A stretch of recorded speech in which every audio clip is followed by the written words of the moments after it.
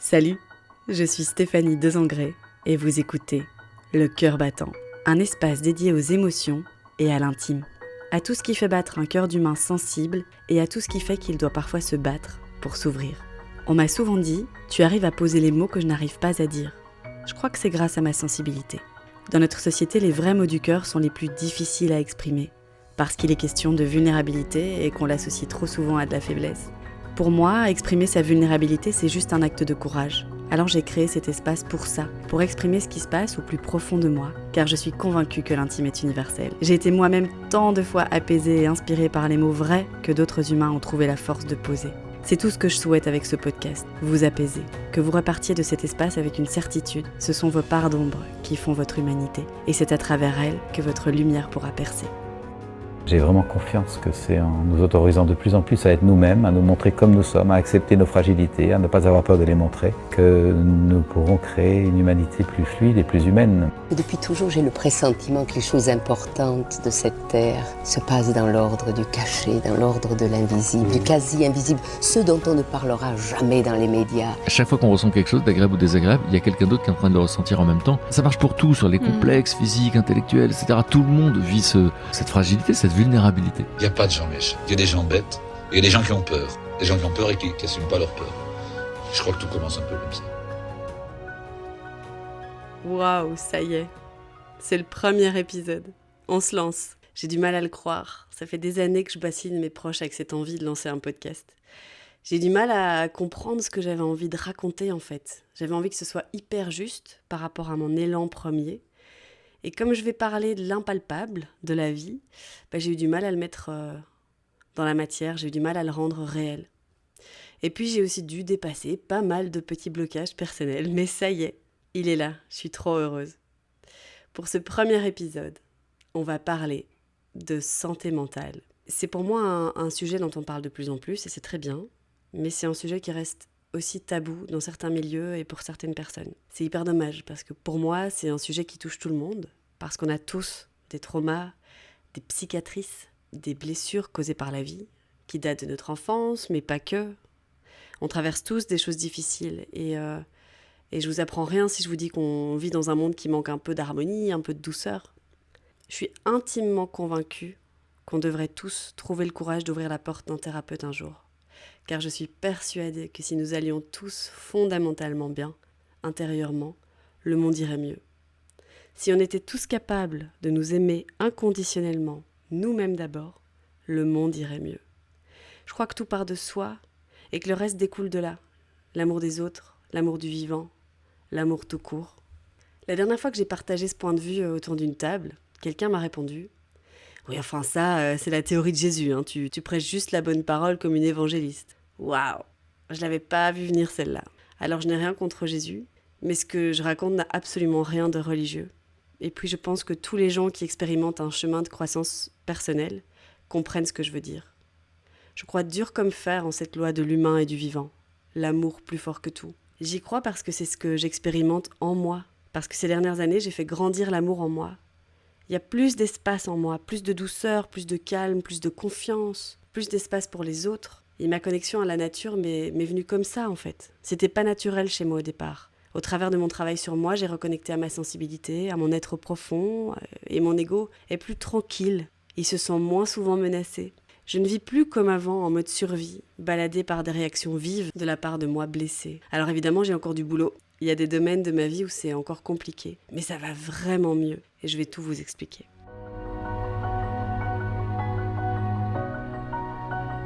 Alors, le sujet de la santé mentale me touche personnellement au travers de l'histoire de ma famille.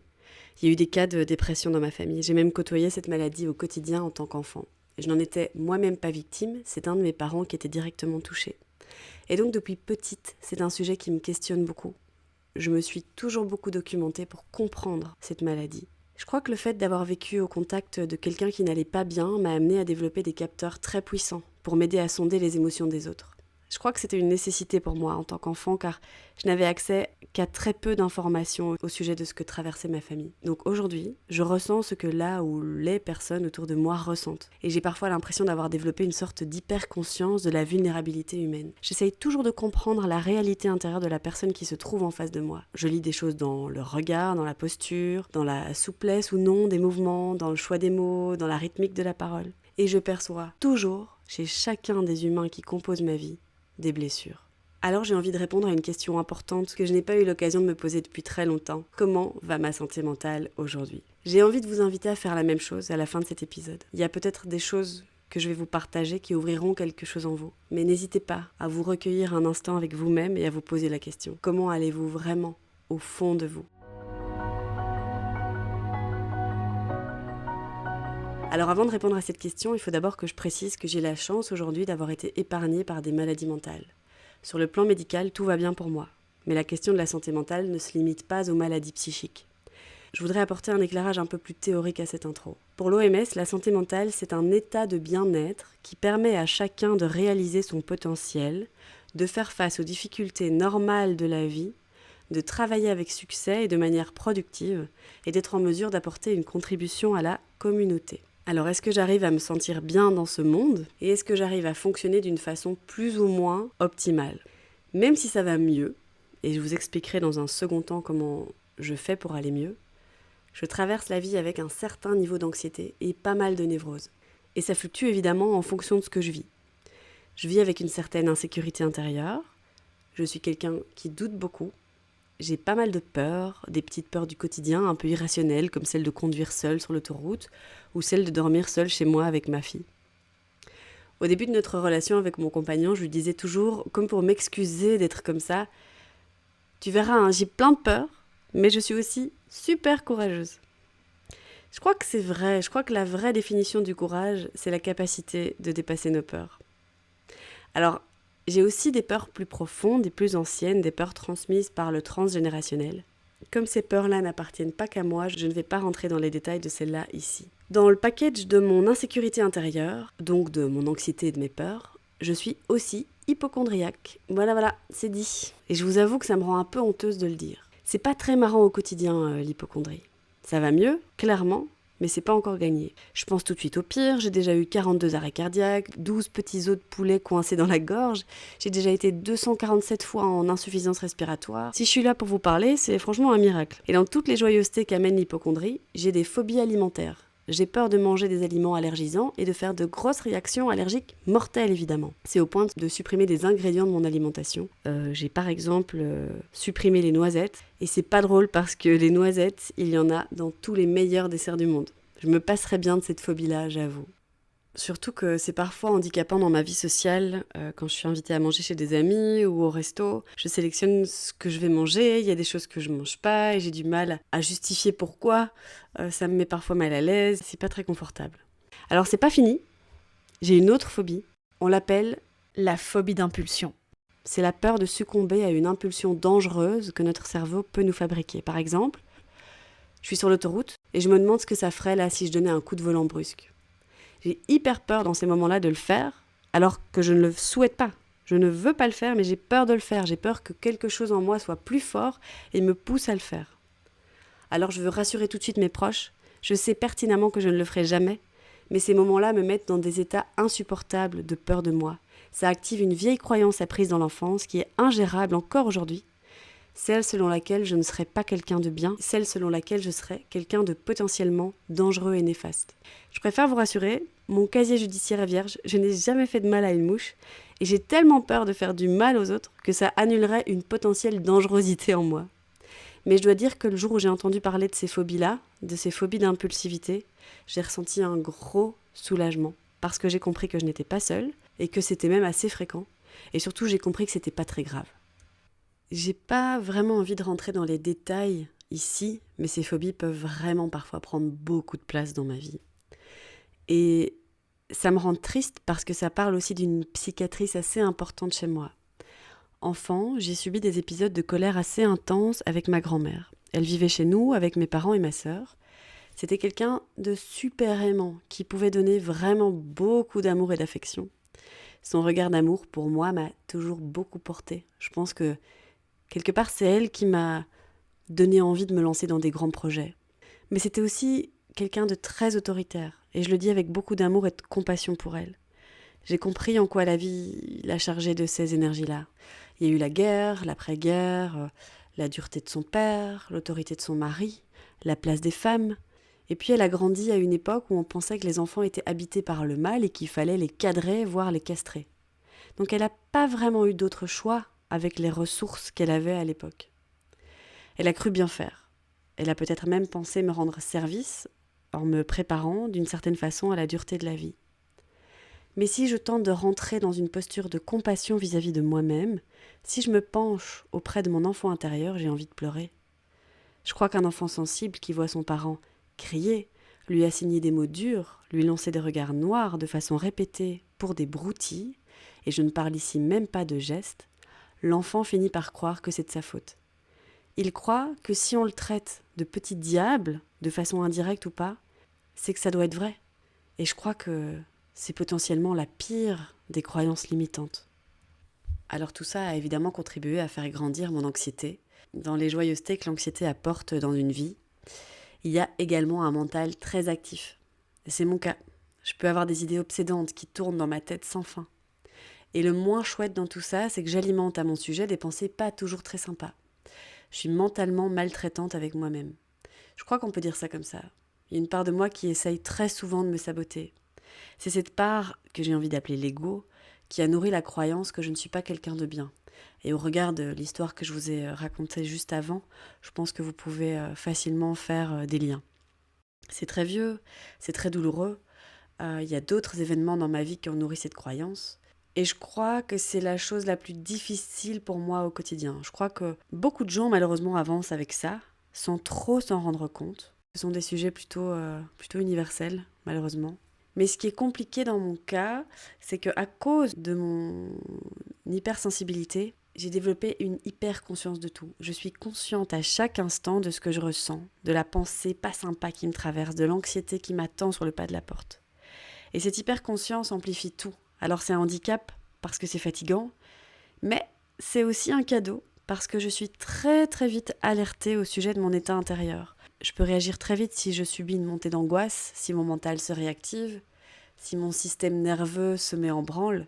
Et ça, c'est assez pratique, entre guillemets. Après 8 années de travail sur moi, de thérapie, de recherche en tout genre sur le bien-être, le développement personnel et la santé mentale, j'ai appris à me connaître. Et c'est aussi grâce à cette hyperconscience. Je peux assez rapidement pousser sur pause et tenter de me recentrer.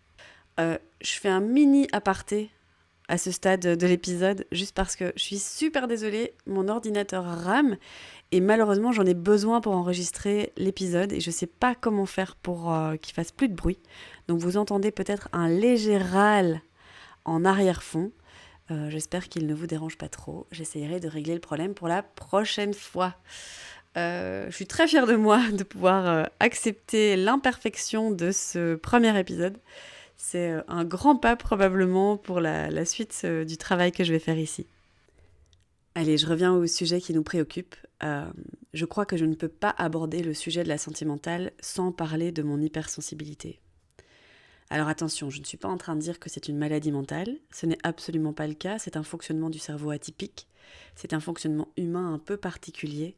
Je crois que même si je n'ai pas envie d'en faire une généralité, beaucoup d'hypersensibles doivent dealer avec de l'anxiété, avec des angoisses. Ça fait un peu partie du package, avec tout ce que cette particularité peut apporter de beau dans nos vies. Je consacrerai un épisode à ce sujet, promis, j'ai plein de choses à vous dire.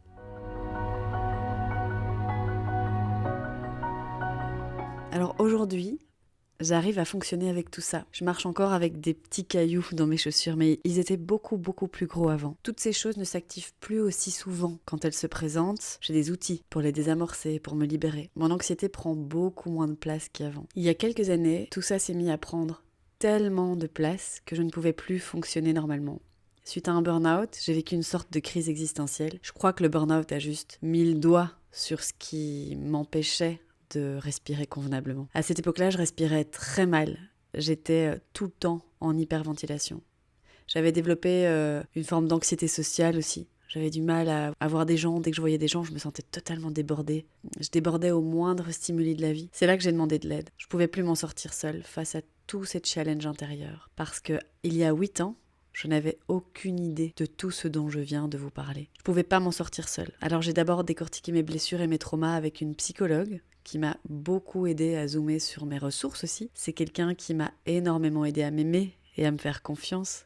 Elle m'a vraiment soutenue. Elle m'a guidée pour structurer mes pensées, pour donner du sens à toutes les prises de conscience que j'ai reçues, entre guillemets, à cette période de ma vie. Je crois que c'est le cadeau des crises. Elle nous donne l'occasion de nous alléger. C'est lourd, c'est douloureux, mais c'est souverain au bout du chemin. Si vous êtes là-dedans, je vous envoie plein de force et plein de courage. Vous allez vous en sortir. Et je vous promets que vous tomberez en amour pour la personne que vous rencontrerez tout au long de ce parcours. Cette belle personne, c'est vous.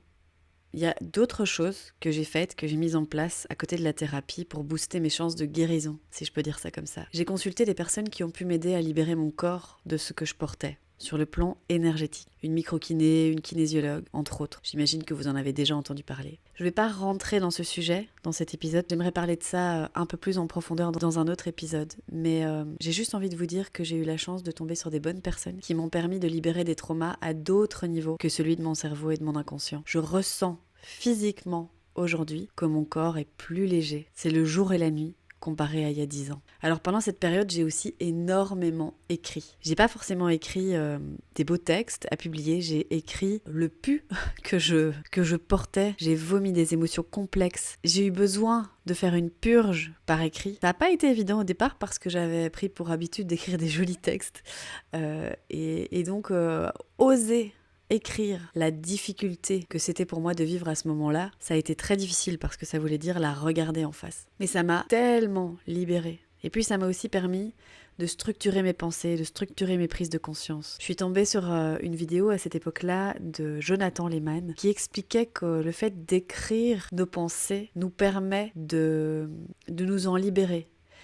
Il utilisait l'analogie du calcul mental. Quand on essaye de faire du calcul mental sans support écrit, eh bien c'est assez compliqué de faire de l'ordre dans sa tête. C'est la même chose avec nos pensées. À partir du moment où elles sont écrites, on n'a plus besoin de les triturer mentalement. On n'a plus besoin d'y revenir. Elles sont déposées, on a vu, on a compris, elles sont matérialisées.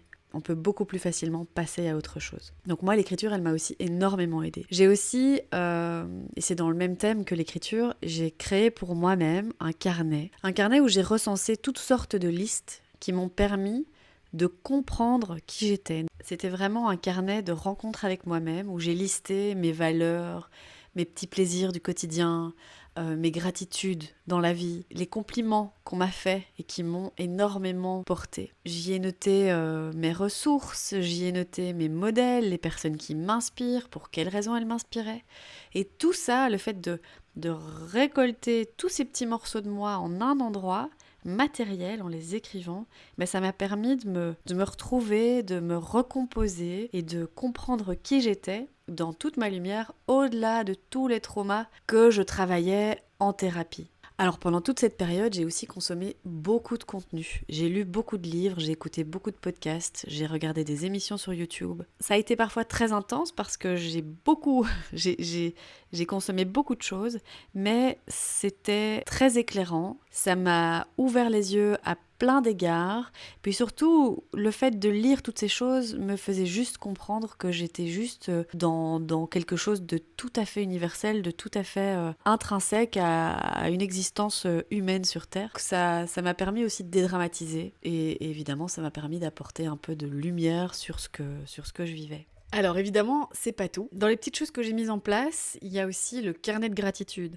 Alors ça peut avoir l'air un peu cliché comme ça, mais c'est vraiment un outil très utile quand on vit une crise, parce que dans ces moments-là, on a tendance à se sentir très lourd, on a tendance à aller à ne voir que le négatif, en tout cas c'était mon cas. Le fait d'écrire au quotidien les choses positives qui nous arrivaient, que ce soit des toutes petites choses ou des plus grandes choses, ça aide vraiment à muscler le regard et ça aide à terminer la journée sur une note positive, même si la journée a été alourdie par toutes les émotions qui nous submergent et qui nous bouleversent.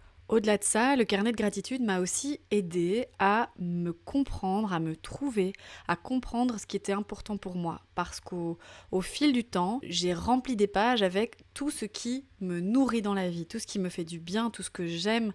Et le fait de refeuilleter a posteriori tous mes carnets de gratitude, ça m'a vraiment aidé à mieux cerner qui j'étais, ce que je venais faire ici et ce qui comptait le plus pour moi dans la vie. J'ai aussi évidemment testé la méditation. On parle beaucoup de ça quand on parle de santé mentale et c'est quelque chose qui peut être très utile, que ce soit la méditation classique ou la méditation de pleine conscience. J'ai testé un peu tout ça, j'ai picoré des petites choses, j'ai médité avec une application qui me permettait de faire de la méditation guidée. Ça m'a aidé à certains moments à me canaliser, à me recentrer ou même à calmer des épisodes d'anxiété. Mais je dois dire que ce qui m'a le plus aidé, c'est une méditation que j'ai enregistrée moi-même pour moi, simplement avec mon téléphone. Je me parlais à moi-même, je parlais moi-même à mon enfant intérieur, comme un parent bienveillant et doux, encourageant.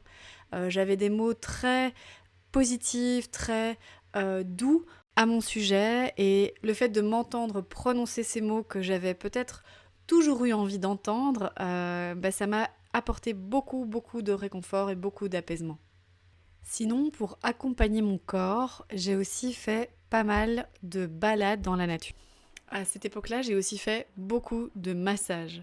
Vraiment des massages détente, bien-être, pas des soins énergétiques. Des massages très simples et très profonds pour aider mon corps, pour accompagner mon corps à digérer toutes les prises de conscience que j'avais et toutes les émotions par lesquelles je passais. Un autre pilier de ma guérison, si je peux dire ça comme ça a vraiment été le fait de pouvoir parler. Il y a des personnes dans mon entourage il n'y en a pas beaucoup, mais il y a des personnes dans mon entourage qui m'ont vraiment offert un espace libre de parole. Je pense à ma sœur, je pense aussi à Nicolas, mon amoureux. Je pouvais leur parler de façon tout à fait ouverte. Je pouvais faire appel à eux quand j'avais des moments d'angoisse. Ils ont toujours été là pour m'écouter, sans me juger. C'est extrêmement précieux d'avoir autour de soi des gens qui sont là dans l'accueil de qui on est, de ce qu'on traverse, et qui sont disposés à faire place à ce qu'on a envie de déposer dans l'instant T, dans cette période très complexe de notre vie.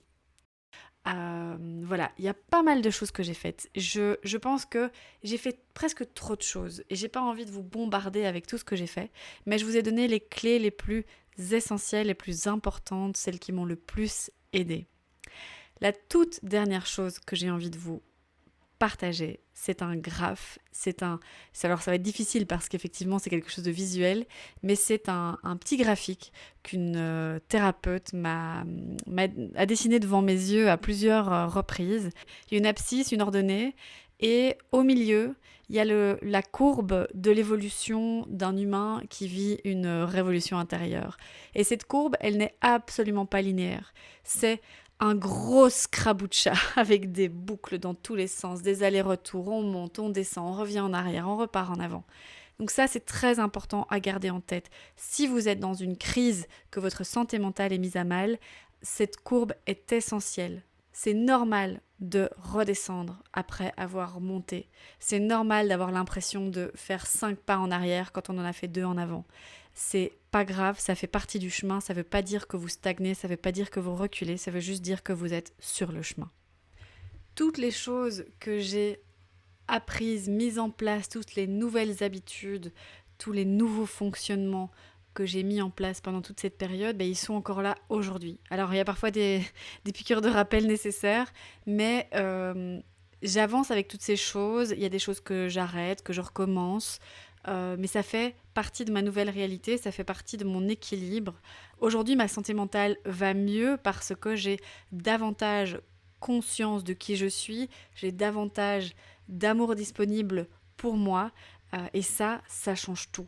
Alors ça n'empêche, j'ai encore des moments d'anxiété, j'ai encore je sais pas si je peux les appeler des crises d'angoisse, mais des moments où où je me sens vaciller, où je me sens un peu paralysée par des peurs. Voilà, ça arrive encore, mais c'est différent, ça passe plus vite. Je suis beaucoup plus ancrée, je suis beaucoup plus... J'ai envie de dire sage, je ne sais pas si ce mot est correct, si ça vous parle, mais j'ai ce sentiment en tout cas. Rien n'est linéaire. Tout ce que vous apprenez aujourd'hui sera en vous demain, mais ce ne sera pas toujours là, à la surface, disponible pour vous aider, parce que la vie chahute, la vie circule, la vie est en mouvement permanent, on doit toujours se réadapter. Mais le socle, ce que vous aurez construit de fort au cœur de votre être, sera là pour toujours. Ce sera un pilier fondamental de votre santé mentale à venir. Voilà, c'est un peu le message que j'avais envie de faire passer avec cet épisode de podcast. Je pense qu'on a tous à travailler au sujet de notre santé mentale parce qu'on a tous des blessures. Je l'ai dit en début d'épisode. Alors évidemment, c'est quelque chose qui demande du courage et je suis convaincue que les êtres qui expriment le plus leur vulnérabilité sont pratiquement les personnes les plus courageuses qui soient. Donc voilà, allez-y. Affrontez votre vulnérabilité, allez la voir, prenez le temps de la comprendre, essayez de la chérir et vous verrez à quel point votre vie sera transformée. Et évidemment, celle des gens qui vous entourent aussi, parce que quand on se transforme soi-même, ça fait bouger les lignes autour de soi et c'est ça qui est magique. Voilà. Je vais clôturer cet épisode là-dessus. Je ne sais pas quand je diffuserai le prochain épisode. Il n'est pas encore enregistré. J'ai envie de me laisser le loisir d'enregistrer quand j'en ressens l'élan. J'ai pas envie de me mettre une contrainte. Ce sera pas un podcast avec une régularité parfaite, je crois. Parce que si je veux pouvoir respecter ma nature et mes besoins à moi, je dois pouvoir m'offrir une certaine souplesse. Sinon, j'aurais juste plus envie de le faire. Voilà. Donc je suis super heureuse de clôturer ce premier épisode, je suis super fière et je suis aussi impatiente d'enregistrer le prochain. Je ne peux juste pas vous dire quand ce sera, mais je vous promets que ce sera bientôt. Je vous embrasse et à très vite. Ça y est, on arrive déjà à la fin de cet épisode. Merci de m'avoir écouté. Si ce podcast vous plaît, je vous invite à lui mettre 5 étoiles sur votre application d'écoute. C'est la meilleure façon de soutenir mon travail. Si vous êtes sensible à mes partages, vous serez peut-être heureuse de découvrir mon autre projet. Tiroir de loup, ma marque de bijoux éthiques. Tiroir comme un tiroir et loup comme le prénom, L-O-U. Je crée des talismans porteurs de sens, en argent, en vermeil et en or recyclé. Ils véhiculent tous des messages intimes et sensibles, un peu comme je le fais avec ce podcast. Je les crée comme des outils de développement pour les femmes qui souhaitent les porter. J'aime bien dire que ce sont des béquilles pour l'âme ou des messagers du cœur. Vous me trouverez sur Instagram ou sur mon site internet www.tiroirdeloup.com. Avant de me quitter, je vous invite à fermer les yeux, à respirer quelques fois profondément, la main posée sur le cœur, pour repartir dans votre journée un peu plus alignée et un peu plus ancrée. Je vous embrasse, je vous dis à bientôt pour un nouvel épisode du Cœur battant.